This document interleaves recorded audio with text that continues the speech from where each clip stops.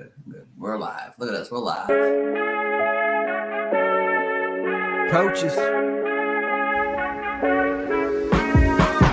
Blow the whistle, ay. Blow the whistle, ay. Blow the whistle, they can't hold a flame against you, ay.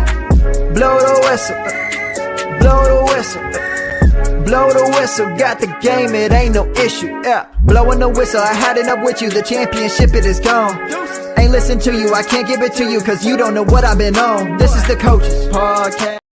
What is going on, everybody? Welcome into the Fantasy Coaches Podcast.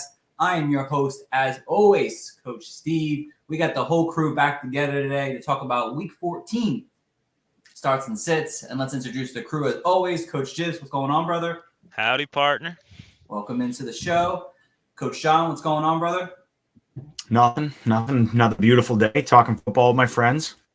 Love that. Let's do this today, guys. It's great to have everyone back together today. We got a lot to go through today. Obviously, we're going to talk about our starts and sits, our sleepers and busts for the week, and a couple other things in between here. So let's get started with the news for the day, because there's some things to talk about.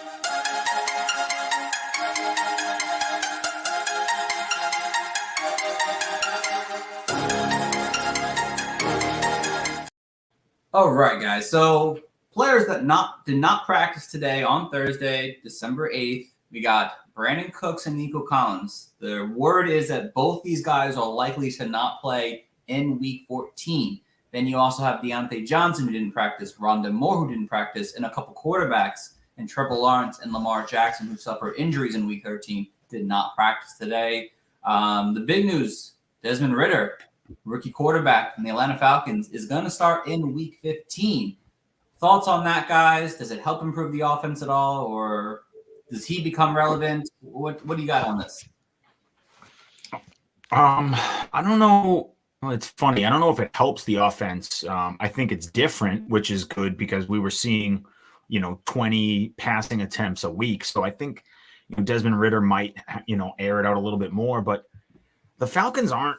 Listen, they're not totally out of contention to win the division. They're not totally out of contention to make the playoffs. They're going to try and just keep chugging away, and these low passing, high rushing games are going to still happen. I think it's nice that you've given up on Marcus Mariota and you're like, whatever, let's just at least see what Desmond Ridder's got. But I don't think it's going to all of a sudden be this explosion for fantasy. I think it's just going to be, more of the same.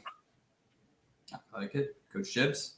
I agree. It's probably going to be more of the same. I'm still going to expect him to run the ball north 30 times a game. Ridder probably could run a little bit himself, but Mario was already doing that. So the only optimism that he probably will be relevant somewhat in Superflex leagues. There's another quarterback you could add late in the season to kind of help you out.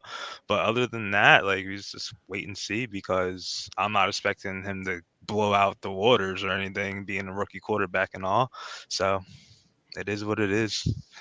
Yeah, no, definitely. It's definitely interesting. Obviously, it's going to spice up this offense hopefully a little bit. I mean, Desmond Ridder, it was a reason why he was very highly regarded coming out of college. He had a pretty good senior season, 30 touchdowns, 8 interceptions, and he ran for almost 400 yards. He actually put 2,100 yards up in 4 seasons rushing the ball. So if anything, it does help his overall value, I think, as a mobile quarterback in the league. I think he can probably do something similar to what Marcus Mariota has been doing, someone who can probably get to that 15 to 18 range most weeks, as long as the passing doesn't just fall off completely. But it definitely, hopefully, gives this team a spark, and maybe it makes Drake London a little bit more interesting, at least on a week-to-week basis. I mean, there's no one else really in the passing game I like, but maybe it makes Drake London a little bit better. We'll have to wait and see about that. Another big news, obviously, we talked about on Monday, Baker Mayfield got released from the Carolina Panthers, and what do you know? The Los Angeles Rams, the 3-9 Los Angeles Rams, claimed Baker Mayfield. They will take on his salary for the year. Could this have been a dumb move? Smart move? Doesn't understand why. There's one thing that if they obviously keep him on the rest of the year, they could get a pick out of it if he goes to another team in the offseason. So maybe that's why they're doing it. Or maybe they're just, hey, maybe Matthew Stafford is done. Maybe he is. He's not that guy. He's older. Maybe they want to see what Baker Mayfield might have. A little, let's see what you got for the rest of the season kind of play and whatnot. What do you guys think about this? Does it help the Rams at all? There's a chance he even plays tonight. So what do you guys think on this? I mean, look, What have we said about Baker Mayfield that hasn't already been said? I don't think that he's going to walk into the Rams on 5 days' notice, learn the playbook, and just be fine. I think it's going to, this week especially, they're going to dumb down the offense. They're going to make it very simple passes, first read type stuff. I don't think Baker Mayfield is going to have this career resurgence with LA, with Sean McVay. I just don't think they are. What I think the Rams are doing is, look, it's better than what we're rolling out there now. We'll take a look. We'll see what happens. And then maybe we get a compensatory pick out of it at the end of this. But I don't think there's a very slim chance that Baker Mayfield comes in, plays lights out, and then the Rams sign him to some contract in the offseason. Like, this narrative that's going to happen is, I was listening to the PFF podcast about it, and I was laughing. I'm like, this is crazy that you think that Baker Mayfield is going to all of a sudden turn his career around. But there's some people out there who do. I don't. I think Baker Mayfield has kind of run his course. He's probably more of a backup than he is a starter at this point in his career. For me, I think it's a CYA, just covering their asses. Like, Matt Stafford has that neck injury. He's feeling numbness in his legs and stuff. Like, if Matt Stafford just decides to hangs up the cleats and kind of voids out that contract, then the Rams have got themselves I wouldn't say decent, but a quarterback. Mm-hmm. Better than Wolford, better than Ripken on the roster. So CYA, good for them claiming. Maybe they just didn't want San Francisco to get the claim in, even though I don't think the Rams are the only one to claim him. But it is just a CYA for me. Mm-hmm. Nah, I respect it. We'll see what happens. I mean, there's a chance he actually gets into some. I wouldn't be surprised if he just jump in for a few plays tonight. But we'll wait and see. So, but that's about it with the news this week, guys. We'll hear more about some injuries, guys. Just keep your eyes on that. We'll find out more how Baker Mayfield and Desmond Ridder do in Week 15. So, all right. So back to the main topic of the day. Starts and sits today. And guess who gets to go first? Coach Gibbs. Yeah. Coach Gibbs gets to go first. John gets to go last. John's going last. Well. 100%. John's doing too well. We'll switch it up. I said we were going to switch it up next time. Coach Gibbs, you get to go first. Give us your QB sleeper of the week. Oh, shit. Scroll down a little bit. Of course, this is new. You haven't seen this yet, but I put in a favorable and can't read. You can't read that? It's that small? Oh, I gotta make it bigger. I mean, I'm blind. All right. Ooh, yeah. It's not really. It's just for people who are viewing it out there. It's just my little favorable and poor matchups. So, but that's cool. For that. All right. Well, my guy's on that list, and for my sleeper, I'm going to go with Trevor Lawrence. I think even though he's hampered up with the injury, he could be utilized as sleeper quarterback due to his matchup.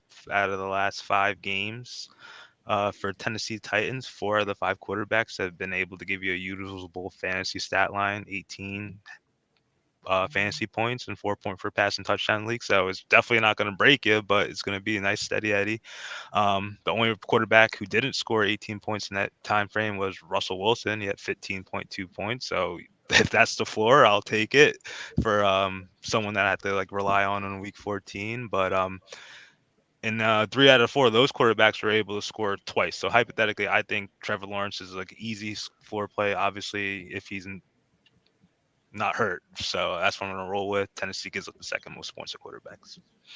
Yeah, no, that's a pretty good one. As long as he plays, I know he didn't practice today. Well, probably a wait and see on Sunday kind of approach, but he plays, he should be in for a pretty good outing. So I like it. For my quarterback sleeper this week, I'm going with Mac Jones. Hate to say that out loud, but Mac Jones, I mean, he plays the Arizona Cardinals this week, and the Cardinals allow the 3rd most fantasy points per game to quarterbacks, while allowing a league-high 24 passing touchdowns. And in 5 of the last 6 games, they've allowed double-digit passing touchdowns. And while Mac Jones hasn't really had too much upside in terms of a reliable fantasy player, he does produce in really favorable matchups. And I think this is a really favorable matchup that I think he'll exploit and end up with maybe 250 yards and 2 touchdowns, which will give him potentially a QB1 week in fantasy. So I'm going with Mac Jones. If you're hurt with quarterback this week, he's probably out there. You probably pick him up and start him and hope for the best as you try to inch closer to that playoff breath. So Mac Jones is my QB this week. So Coach John, you're up. Who's your quarterback sleeper this week? My quarterback sleeper this week is, and again, I always feel guilty about picking this guy because I feel like I picked him a few times. It's Geno Smith. Geno Smith is, he doesn't have that name value that everyone really understands and wants, but he has 22 points in 5 games straight now. I mean, he's just he is consistent. He's going to get you that 20 plus points. He's awesome. He might not light the board up and put up 30, 40 plus, but in sometimes, especially with all the injuries that are going on, all quarterback controversy and changes and stuff like that, you just need, give me my steady 20 to 25 points. And Geno Smith is just that guy. Carolina is 11th in points per game to quarterbacks. So it's not a great matchup, but it's not a scary matchup either.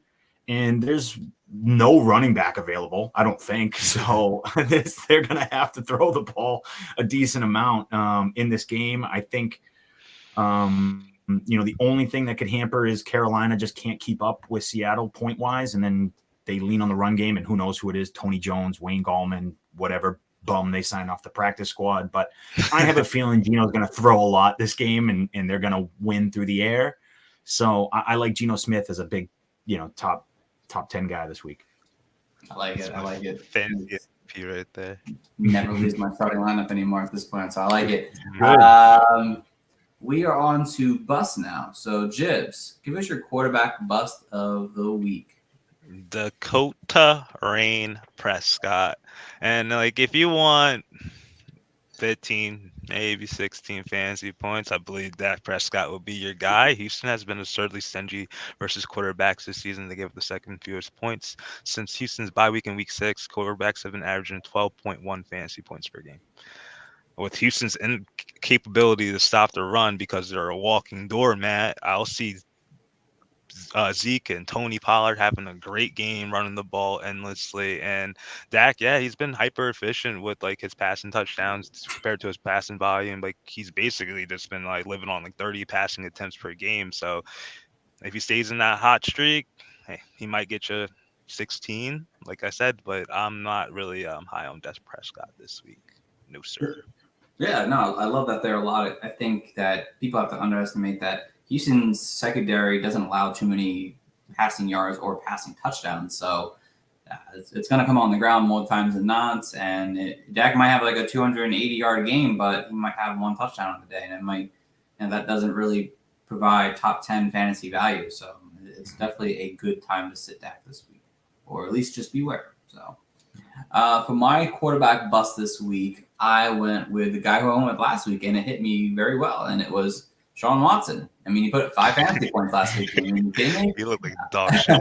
He looked He horrible. looked bad. It's clearly that Watson has some rust he needs to work off first before coming back to a fantasy star again. Well, it doesn't happen this week, I don't think. The Bengals allowing the 6th fewest fantasy points per game to quarterbacks with just 11 touchdown passes on the season. That means it's less than 1 touchdown pass on average per game. And again, Watson needs to prove it. If you hold on to Watson this long, great. I did in a league or 2, but you got to go with someone else and at least who's putting up fantasy points compared to what Watson's giving us. If he puts up a good week, I'll trust him.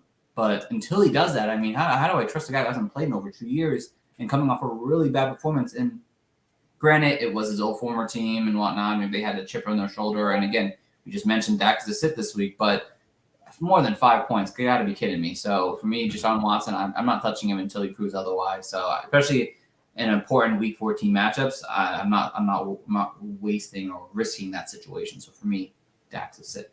I mean, not Dak. Well, Dak's a sit, but Deshaun Watson's also a sit. So all right, Coach Sean, what do you got for us? So I'm going with, and this one hurts my soul to say out loud, but I'm going with Tom Brady. Tom Brady is lackluster, to say the least, as a fantasy quarterback. He's winning these ugly games late, and he's doing everything he can to possibly drag this team into the end zone, but it's not pretty. And the 49ers are the terrible matchup, allowing 14.3 fantasy points per game to the quarterback position. So I don't think this offense really has ever gotten going at any point in time in this season. He seems like he's missing passes, he's missing easy passes. When he does connect, they're dropping passes. It's ugly out there. So I think Tampa is still very much in the hunt for the playoffs, but this offense hasn't had one of those,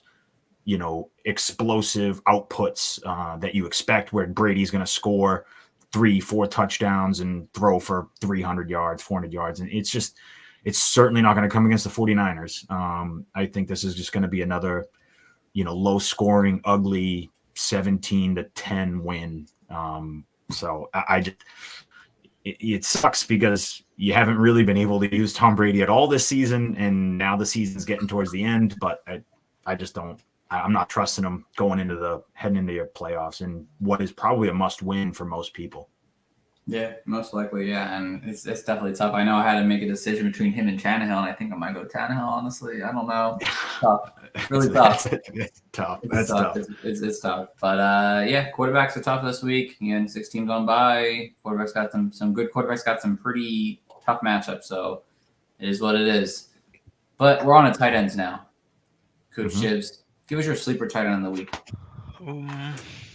I'll go with Gerald Everett. He's coming up with an excellent game versus the Raiders, and I think he could follow up that performance against the Dolphins, who give the third most points to tight ends, who they allowed the fourth most touchdowns with 7 so far to the position, and they have allowed the second most receptions to tight ends so far this season. So I think there's going to be ample opportunity. Hopefully Mike Williams doesn't play, and he can stay in that kind of role. Yeah. We all hope that Mike Williams doesn't play. He did get a full practice in today. So we'll see. He got upgraded from a limited yesterday to a full today. I just saw it. So, but Gerald Everett has a great matchup, so I like it, Jibs. Miami has been very bad against tight ends, unfortunately, this whole season. So it's been tough to watch. But. Okay, on to my sleeper tight end, and I went with someone that's got a little lower. And that really, it's hard to want to trust someone, but if the matchup just makes sense, and then if Rondo doesn't play this week, it might even be better. But Trey McBride is my sleeper tight end this week. The Patriots are allowing the 9th most fantasy points per game to tight ends, and the 2nd most touchdowns to tight ends on the season with 8. McBride's involvement has just 8 targets in the 2.5 games with no, Zach Ertz. They're coming off a bye. And what do we know about bye week sometimes with rookies? They try to get them a little bit more involved in the offense here. And I think that this week, the young tight end, he gets himself more involved in a favorable matchup and a matchup that's going to probably need him to pass the ball a little bit. I think Trey McBride ends up having a pretty good week and surprising a lot of people. So, John, over to you, my friend. What do you got for us? I'm going to take the tight end in the same game, opposite side of the field, and that's Hunter Henry. Arizona absolutely stinks against tight ends. They have for the better part of 4 or 5 years. They've allowed 7 touchdowns in the past 4 games to tight ends. That's and we talk about this when you get into the streaming category of tight ends, when you get into some of these lower tier guys, you're just looking for a touchdown. And I think Hunter Henry is a good bet for a touchdown this week. Arizona, like I said, really porous to the tight end position. I don't know what it is. And I think Mac Jones is going to throw. I think Arizona's going to, have to put up some points early. And we're going to see Mac Jones not chuck the ball around the yard because he can't do that. But he's going to throw the ball a decent amount. And my bet is Hunter Henry falls in the end zone. Yeah, no, I like that one there a lot. I know I was able to pick him off the waivers this week for one of my matchups. And I'm very excited about his play this week since I even have Mac Jones. So as a sleeper, so why not Hunter Henry as well? I like it. All right, Coach Gibbs, what do you got for tight end busts? I'm going with my stack with Schultz. If you have to start him, but I don't think he'll feel good about it. Like I was explained with Dak Prescott, I don't think the Cowboys would need to throw. Houston gives up the 17th fewest fantasy points to tight ends. Only 3 tight ends so far this year have reached more than 10 PPR fantasy points. Only 3. That would be Gerald Everett, had a monster game at the bet, and Dallas Goedert had a 20-point game. But I'll say they only average 45 receiving yards per game, and they've been giving up some touchdowns, but they don't really give up yardage, at least over the last 5 games. So I think he might be in a bad spot, Dalton Schultz. Yeah, no, like I said, you mentioned Dak Prescott already. I mean, it makes sense that if Schultz, I think he only had 2 targets this past week. His target share has been kind of fluctuant at times, and in a matchup they don't throw the ball a lot, makes total sense. My tight end bust this week is Dawson Knox. I don't really want to start a tight end that has to play a defense in the New York Jets, who haven't allowed a touchdown to a tight end yet this season. And the last time they played the New York Jets, Dawson Knox put up 4 fantasy points. And that was with a healthy Josh Allen at the time. So I just can't see Dawson Knox really having a big game where he gets a touchdown and ends up with 10, 12 fantasy points pretty easily. I think if he does, he's going to get 2 catches for 40 yards at best, maybe 25 realistically. And it's not what you want in your fantasy player. There's no upside with Dawson Knox. The only thing is that if he scores a touchdown, he has a good day, but you're not scoring. He hasn't scored many touchdowns this season, and it's not the matchup to a team that doesn't allow touchdowns. So if you have Dawson Knox in your start lineup still, I'm sitting him if I can. Coach John, what do we got? I have Tyler Higbee. Tyler Higbee is been on a real slide basically ever since Matt Stafford left. He has scored 11 points combined in the 3 games without Matt Stafford. So clearly, that connection, that kind of dump off, that outlet valve that Higbee was for Stafford was super useful. I just don't see that offense kind of, revolving around Higbee anymore. It's just limited. They need pass catchers, so there could always be that kind of 7-8 target game. But with the potential of Baker Mayfield coming in on a short week and all these other things, I just don't think I'm willing to kind of beat my head against the wall with Higbee again, because odds are he could just get 2 targets and 1 catch for 14 yards. And you're like, oh, tremendous. Yeah, no, I mean, that's a good point there because, it is a good matchup, but he's just not involved in the offense without Stafford. So It's unfortunate. All right, so let's get over to this RB sleepers now, guys. Coach Jibs, what do you got for your RB sleeper this week, man? I'm going a little. He's on the list right there. I'm going to go with Chuba Hubbard. And before the bye week, we saw him have the most carries he saw all season with 17. We know Donta Foreman's a little hampered up, but he said he's going to play Sunday. So if they could kind of maintain the role that the rushing load that they were splitting last week, I think he'll be usable because Seattle gives up the second most points to running backs. They have allowed the 5 running backs to reach at least 10 half PPR points in 3 of the last games, and that should be a encouraging sign because Foreman, if he's right, he's probably going to be a 100-yard guy. If Chuba Hubbard could get 60-something yards and catch a few passes, I think he'll have a good day too. So I don't mind using Chuba Hubbard in a pinch this week. I like that one. Obviously, I have it there on the list, so I agree with you for sure. So I like that one. My RB sleeper this week, I went with Isaiah Pacheco. It doesn't sound a good matchup on paper because it's the Denver Broncos. Denver Broncos have the defense. But Isaiah Pacheco has led the Chiefs in rushing over the last 4 weeks now with at least 60 yards in each game. And you know what? Prior to the Ravens game, because obviously the Ravens ran nothing on the Broncos. Prior to that game, 3 of the last 4 of those games, they let up a 120-yard rusher each of those 3 of the final 4 games prior to this Ravens game. I think this is a team that Pat Mahomes doesn't really do that well against Denver all that often, especially in the air. He doesn't really have a magnificent game. That's why I kind of have him as a potential bust. But I think this is a game where Isaiah Pacheco can kind of run the ball up the middle of the field here and do some really good things. And I think that if you start Isaiah Pacheco this week, he could end up really much giving you a RB2 kind of week in terms of fantasy. So I have Isaiah Pacheco as a nice sleeper this week, and I think he ends up doing a pretty good job. So, Coach John, what do you got with your first RB sleeper?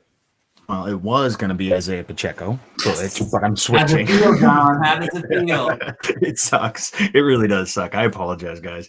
But I'm going to go with the other one that I had, which was Cam Akers. Cam Akers is kind of burst back onto the scene. I think that they're kind of finally just accepting that they can't throw the ball, accepting that they can't really move this offense. They gave him 17 carries. Didn't result in the most efficient yardage, but he got in the end zone twice. That saved your fantasy day. So I think that they will be more of that, where it's going to be a lot of volume, not super efficient, but you hope he gets in the end zone. It is interesting because the Vegas Raiders have allowed 7 running backs to score 12 PPR points in the past 5 games. So they're just like letting up points to running backs. They love it.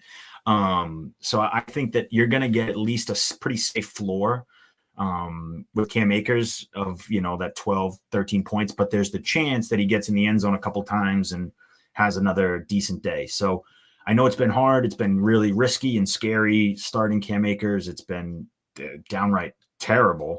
But I think last week and this week, last week should give you some confidence going into this week that he's an okay flex play. Yeah, I like it for sure. I mean, I'm hoping he can kind of keep up on here. He needs a touchdown to score, though. I don't know if he doesn't get a touchdown. I don't know how great of a day it will be, but it's possible that he can score a touchdown in this game because they need weapons somewhere. So I like it. Coach Gibbs, what do we got with your second RB sleeper? And John stole mine, so I'm going to go with one on the fly. Sunday Night Football, Raheem Mostert, I believe he played a little bit more. He played way more than Jeff Wilson did last week. Chargers have, I think they allowed the fourth most points to running backs. They allowed 300-yard rushers so far. So that's a encouraging sign that even with Raheem Mostert splitting work to a degree that he could probably reach that plateau or close to knee or be it. And then 6 of the last 7 running backs to face the Chargers have all topped 10 half PPR points as a benchmark, and a lot of them had more than 12. So, so it's a encouraging sign for him and Jeff Wilson. So I'm going to go with Raheem Mostert. No, I like it. I thought, you going first, you wouldn't have to worry about getting sniped, but I mean, it still happens, I guess, no matter what position you pick in. But... I want to be scam makers, but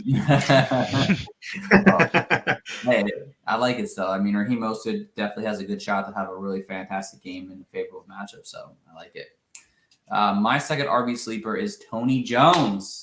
Carolina Panthers allow, TJ Maxx? TJ Maxx, yeah, TJ Maxx, yeah. As if Kenneth Walker doesn't play. We'll see. And obviously, DJ Dallas is injured and Travis Homer is injured. It could end up just not being a Tony Jones, though. But picking him up and waiting until Sunday to see what the hell's going on with that injury report. The Carolina Panthers are allowing the 8th most fantasy points per game to RBs. And, I think Kenneth Walker does get sit this week. I think they try to try to be safe about it. I would be safe about it. They're a team that can make the playoffs. Don't mess up Kenneth Walker because you could use him. And, Tony Jones has that physical mentality up the middle of the field that Pete Carroll likes.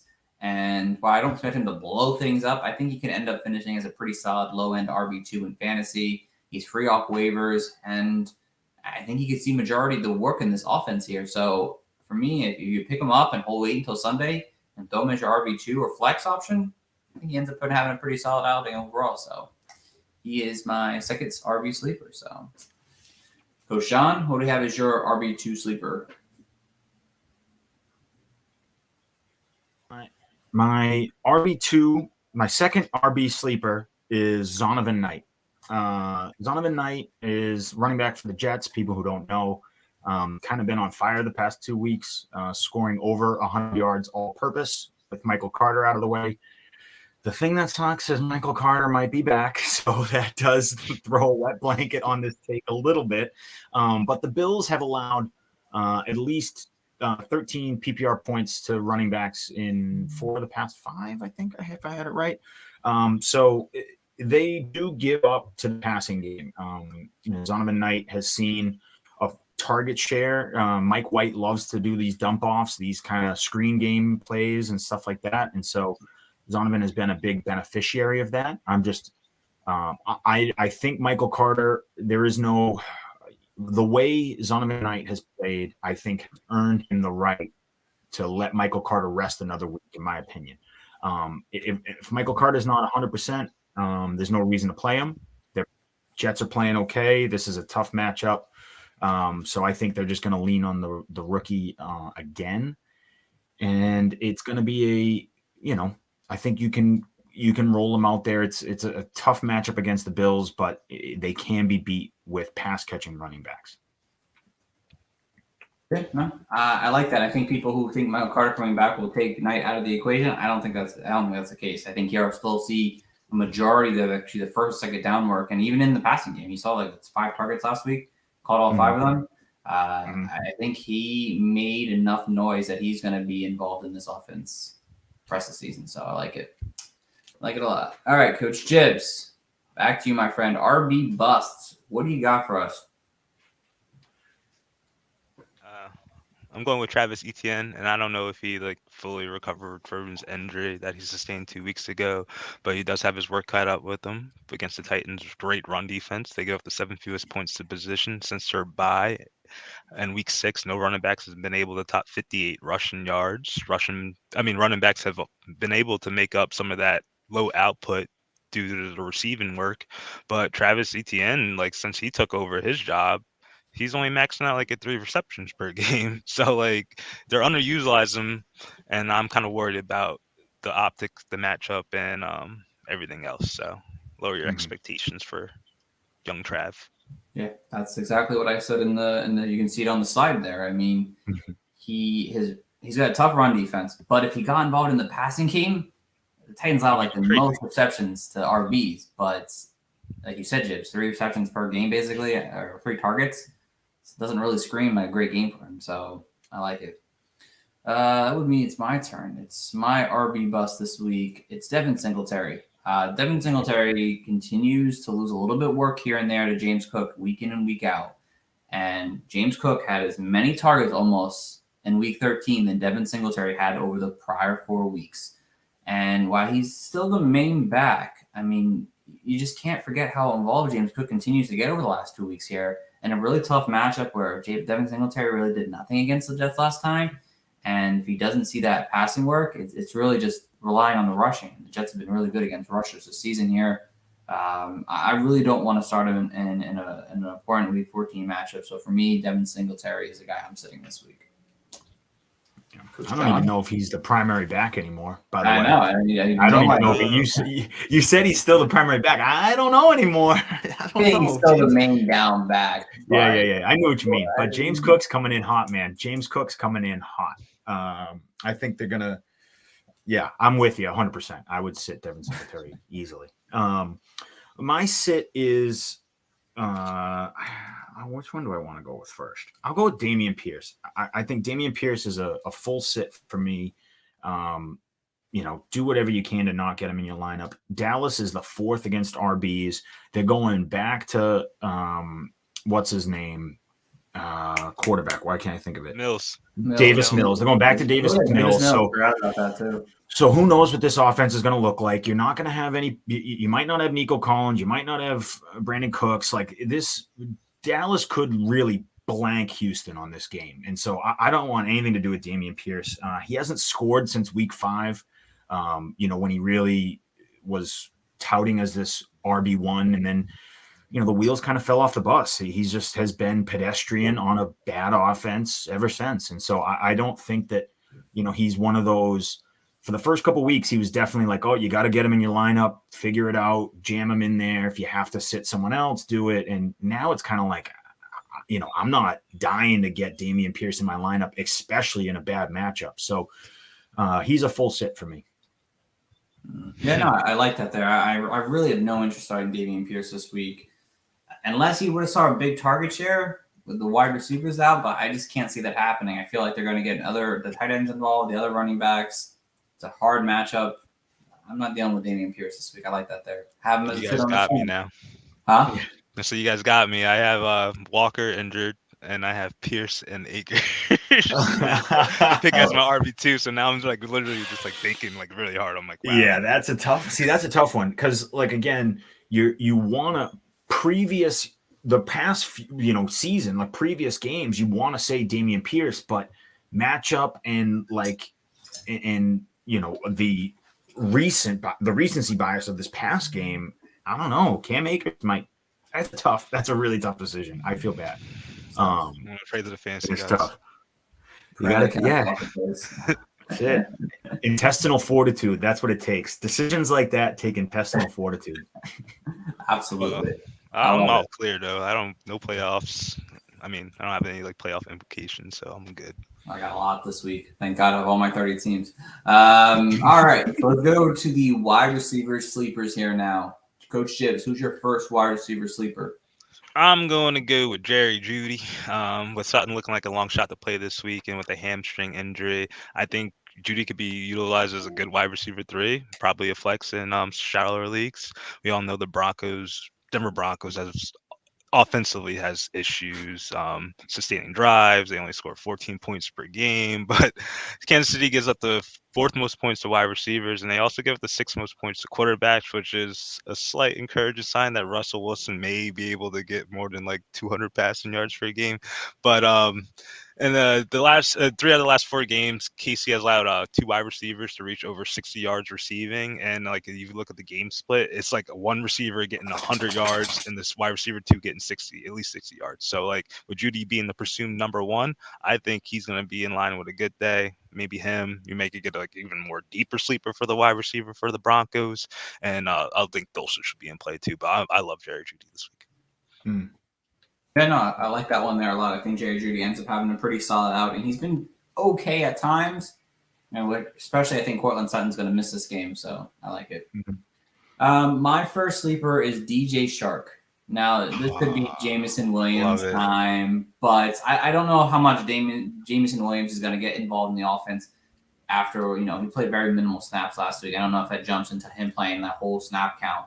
I think DJ Shark gets involved in this offense where Minnesota allows like the most yards to wide receivers this season. And we saw it last week with Garrett Wilson and Corey Davis having fantastic weeks. Corey Davis kind of reminds me somewhat of a DJ Shark type of individual. And I think, he's had 11 targets over the last 2 weeks since he's come back from injury. And I like his play. And he is somebody who has a big playability to his game. And I think if you have him as a flex option this week as a sleeper, he should end up putting up pretty solid, at least wide receiver 3 value or better this week in fantasy. So DJ Shark's my first wide receiver sleeper this week. Coach John, what do you got for your first wide receiver sleeper? The first wide receiver sleeper I'm going with is Zay Jones. Zay Jones just had an absolute terrible game against what should have been a good matchup in Detroit. I think it was he saw 7 targets, so I don't know what really the miscommunication was or the breakdown was, but I think Tennessee being the number 1 worst defense against wide receivers is a good bounce back. So, he's still going to see his 7-8 targets. It's just kind of what he does with them. Tennessee has given up over 1,000 yards and 8 touchdowns in the past 5 games. So I'm predicting, again, your 7-8 targets, but much more production, much more output. We wanted to start Trevor Lawrence, and he's a good sleeper candidate for the fantasy coaches. I think it's going to come a lot from Christian Kirk and Zay Jones. No, I think Zay Jones has a nice bounce back after a really disappointing week 13. So the matchup makes sense. I think it's going to be somewhat of a technical shootout to some extent. So I like it.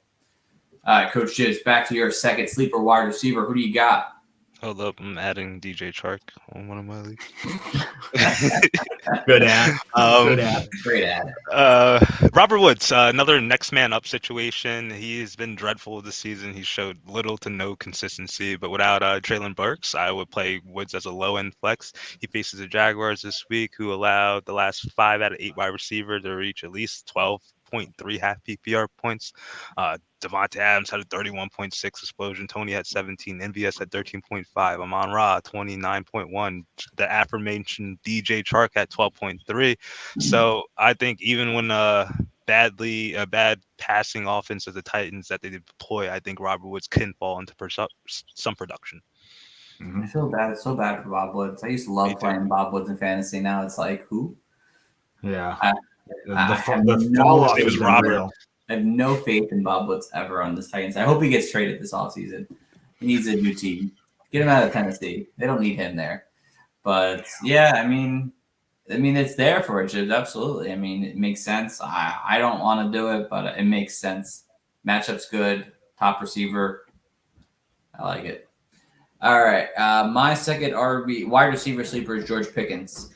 The 2 targets last week really hurt. Really, really hurt. But this coming week, they play the Ravens, who allowed the 8th most fantasy points per game to wide receivers. They allowed the 6th most yards this season. And while the matchup was good last week and it kind of failed, you got to kind of go back to it again because Pickens has that upside to be really good in fantasy.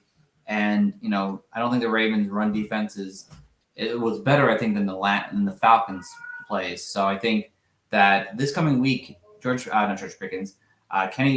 Pickett gets things kind of going in the right direction. And the divisional matchup here, there's a chance that even they can even win enough games to get in the playoffs still, which is wild. And, Mike Tomlin isn't a guy who likes to be under 500, never had done it in his whole career at this point. So I think they're going to really work hard to beat this team that doesn't have Lamar Jackson potentially this week here. So for me, George Pickens is someone I think I'm trusting to put back in my flexible spots in fantasy, and he ends up having a pretty good week, I think, and bounces back this week. So he is my second wide receiver sleeper. Good one. Coach John, who do you have as your wide receiver 2 sleeper? My second wide receiver sleeper is Adam Thielen. Adam Thielen is, one of those players who, and we've talked about this in the past. He's one of those people that really benefits from a good matchup. And you can't get a much better matchup than you have this week against Detroit. So, I really think that it's going to be last time he played Detroit was week 3. He went 6 for 61 and a score. I think you're probably going to see a similar stat line. He's not that type of player that can break 100 yards anymore, but he is definitely a threat in the red zone to score. So I think the game's going to hit the over. I think there's going to be points galore because neither team can stop a nosebleed. So I just think Adam Thielen is a good bet for a touchdown this week. Yeah, no, I love that. I think the matchup is perfect for him. He's been kind of on a slump slightly here and there recently. Mm-hmm. So in a favorable matchup against even though they're not projected, but the betting odds has Detroit on top right now, which is hilarious. But crazy, which is crazy. Minnesota has a good shot to win this game, and it's going to come with the passing game, and obviously Adam Thielen will be involved, so I like it. All right, last but not least, wide receiver bust. Coach Shiv, who's your wide receiver bust of the week? Real quick, we're going to tell our grandchildren, oh my God, the Detroit Lions were so bad. They went winless. And they're like, Grandpa, the Lions are fire. Oh, God. But the wide receiver bust, do yourself a favor. Just sit Gabe Davis this week. He's been more bust and boom this season. There's since his bye week, there's been 2 games where he scored at least more than 10 PPR fantasy points. And he faced the Jets in week 9. He went 2 for 33 yards. I doubt Sauce Gardner is going to be following Stephon Diggs around, so I think he'll be on him. And Gabe Davis, this is his stat line versus the Jets in his career. 5.2 targets per game, 2 receptions, 40 receiving yards, and he has not scored against the Jets. So I don't know what to tell you. I like it. That was mine. So now I got to think on the spot here real quick. I'm going to go with who am I going to go with this week here in terms of a sit? I'm going to go with Donovan Peoples-Jones. I know he's a flexible option, but in the same sense, he's definitely a risky flex. Trusting Deshaun Watson to throw the ball and having 2 fantasy relevant wide receivers in his second game back seems kind of tough to do. He barely did that with 1. I don't know if Mark Cooper had a really down week 2. It's just hard to trust on the road. I know Mark Cooper's bad on the road, which might make someone else better on the road, but in general right now, I just can't trust Deshaun Watson to put up good fantasy numbers yet. And Donovan Peoples-Jones is going to struggle as he did kind of last week, unless he scored a touchdown, which kept his fantasy day really good. He got that punt return for a touchdown, but you can't expect him to have a punt return for a touchdown each and every week. So the offense has to do something. I don't think Donovan Peoples-Jones is going to do that well. The Bengals pretty good defense overall, and you saw them last week kind of just stop down the Chiefs' offense outside of Travis Kelce, and even then Travis Kelce didn't really have the biggest fantasy week overall. So for me, the wide receivers position here, it's hard to trust these guys, and I'm going to prefer to sit them this week. Just 6 touchdowns on the seasons to wide receivers. I can't see Donovan Peoples-Jones scoring this week, so I'm going to stay away from him if I can. You're okay with Cooper? I think they're making the playbook's going to expand every week for Watson, but early on it's going to be simple. Yeah. And he's gonna throw to his top target, which will be Cooper. And I know it's a road game, but I think he's gonna see the majority of the targets still and have the opportunity to do well enough. I just don't know if Donovan Peoples-Jones is gonna see that same opportunity. Yeah. Phillies. Coach John, finish us up here. So my sit is Mike Evans. Mike Evans is hasn't scored since week 4, which is usually he is kind of a touchdown machine. So he hasn't scored. He's also been held under 60 yards for 4 straight games. So he's not getting the deep targets. He's not getting these big plays. He's not scoring touchdowns. He's just not really doing anything. And it goes back to my Tom Brady point, where this offense just hasn't clicked and exploded in the way we expect it to. The 49ers have only allowed 2 touchdowns in the past 3 games to wide receivers. So again, if you're trying to bet on maybe he falls in the end zone this week because regression is due or whatever, it's not happening against the 49ers. So I don't know what is going on in Tampa, whether it's the play calling, whether it's, Brady losing a step. I don't know, something's just off, and I'm not willing to start. I mean, Godwin is the only one just because he's a PPR machine, and Rachaad White because he looks like he's getting all the work, but that's about it for that offense. I'm not really starting anybody else with confidence. Yeah, no. And it's definitely tough to want to start Evans. He just hasn't not been playing well. I mean, it's like 4 catches for 50 yards each and every single week. The 49ers are a tough defense. I like it there. I don't hate it. Yeah. So. Yeah. It's like, where's Evans? And then you see a picture of him barking on the sideline, and then he catches a ball, and then Disappears we're again. happy. And it disappears again. No Yeah, and again, and it's like it's crazy because I don't know what he's complaining about, because if you watch the games, he does get targeted. It's just he either drops it or Brady's overthrowing him, and it's like there's just no chemistry at all in this offense. There's no flow. There's no. It's so weird to watch the Tampa Bay offense. It just doesn't function. It's bizarre. It's bizarre. I agree. All right. Well, that is going to wrap up our week 14 starts and sits, guys. We appreciate you for tuning in as always. We'll get our say-offs here. Coach John, anything you want to say before we get going? No, I got nothing to say.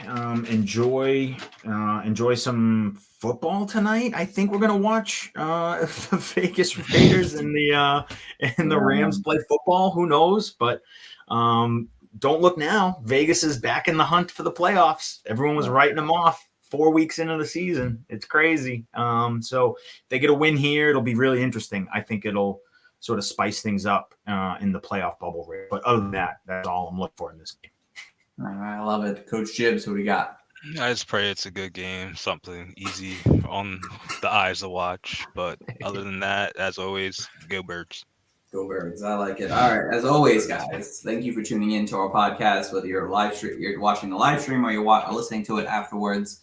You can visit our website at www.thefantasycoaches.com. We got our articles, rankings, other podcasts, my playbook sitting up there. A lot of cool things on there on the website. And as always, please go follow us over on Twitter at Coaches Fantasy. We can hit us up with any fantasy questions you may have. We'll help you out as much as we can, whether it comes to dynasty, redraft, picking lineups, picking up, dropping players, whatever it may be. We're here to help you guys out. And again, always subscribe to our YouTube channel here. Give us a 5-star review wherever you guys listen to your podcast, because it will help us out in the long run. So we thank you guys for listening in. We'll be back on Monday after this. It's playoff time. So we'll be talking playoffs then and everything in between. So thank you guys all for listening. Tune in until next time, guys, and have a good one. Bye.